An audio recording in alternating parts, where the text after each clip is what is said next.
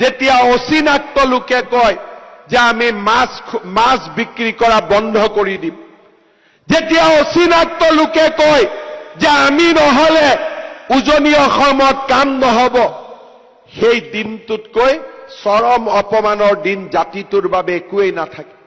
কোনোবা অচিনাক্ত লোকে যদি খাৰুপেটীয়াৰ পৰা কয় যে আমি নোখোৱালে তোমালোকে খাব নোৱাৰিবা, তাতকৈ আৰু ডাঙৰ অপমান জাতিটোৰ বাবে একোৱেই হ'ব নোৱাৰে।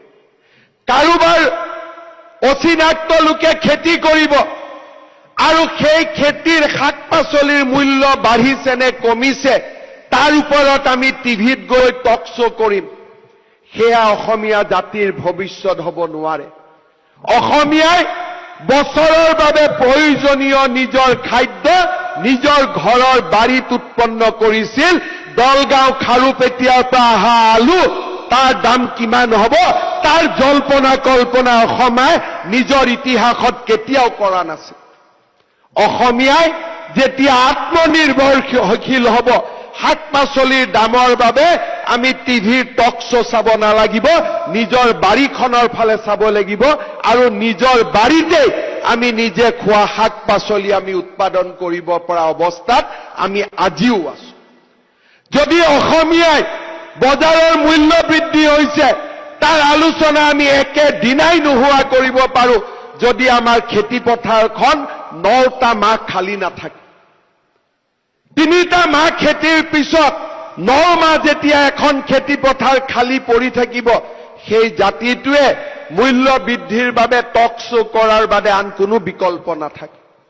কিন্তু যেতিয়া অসমীয়াই পণ ল'ব যে মোৰ খেতি পথাৰ এটা দিনৰ বাবেও খালী নাথাকে, মোৰ খেতি পথাৰৰ চাৰিওফালে মই মূল্যৱান গছ ৰোপণ কৰিম, এই খেতি পথাৰত মই শাক পাচলি মাহ হালধি উৎপাদন কৰিম, দলগাঁও আৰু খাৰুপেটীয়াৰ ফালে আমি চাব নালাগে। মই অসমীয়া যুৱক যুৱতীক আহ্বান জনাম, স্বাৱলম্বিতাৰ পথেৰে খোজকাঢ়ি আমি জাতিটোক নিজৰ ভৰিৰ ওপৰত নিজে থিয় কৰাব লাগিব। অসম আন্দোলনৰ পিছত আমি আত্মনিৰ্ভৰশীলতাৰ পৰা বহু দূৰ আঁতৰি গলো। আমাৰ খেতি পথাৰত খেতি কৰিবৰ বাবেও আমি অচিনাক্ত লোকক মাতিব আৰম্ভ কৰিলো।